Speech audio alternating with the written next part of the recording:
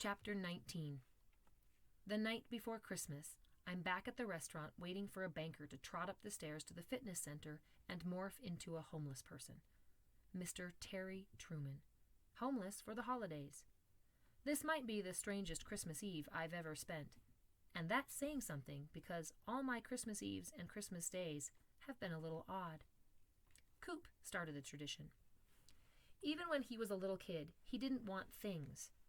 Mom said that we still had wrapped Christmas and birthday presents — they celebrated his birthday and Christmas on the same day — up in the attic from when Coop was 2 years old. He refused to open them, which kind of ruined the gift exchange thing. The only exception was the tap shoes I'd given him. Mom and Dad, being scientists, were happy to buy into the let's not make a big deal out of Christmas thing. They weren't complete Grinches, but they didn't do the decorated tree, stockings over the fireplace, Christmas lights, or any of the other trappings. Most years we'd leave town and stay in a nice hotel somewhere, New York twice, or we'd go to someplace warm. I should say that we cruised to someplace warm. After I was 9, there were no planes for me. Even though Coop didn't come right out and say it on the recordings, I knew he was flirting with the underground again, which has me a little worried as I sit here writing in this journal. Or maybe it wasn't again. Maybe he had never stopped. Maybe all those nights he left our house with his shoes hanging around his neck, he wasn't tapping. I put the earphones in and fast-forwarded to Coop's references to what lies below.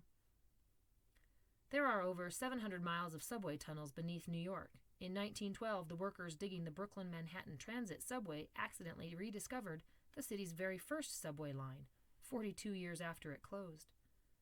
Buried under Front Street is an 18th century merchant ship, 25 feet wide and 92 feet long. The bow of the ship was cut off and is now on display in Newport News, Virginia. The stern is still under the street. Beneath Christie Street is a 6-lane highway built in the late 1960s, then sealed and forgotten. Below the theater district are dozens of public toilets that haven't been tinkled in for years. Several stories under the Waldorf Astoria Hotel is a private entrance that allowed President Franklin D. Roosevelt secret passage to the private train carrying him to and from his home in Hyde Park. The people who live beneath the streets are called mole people, but they don't like that name.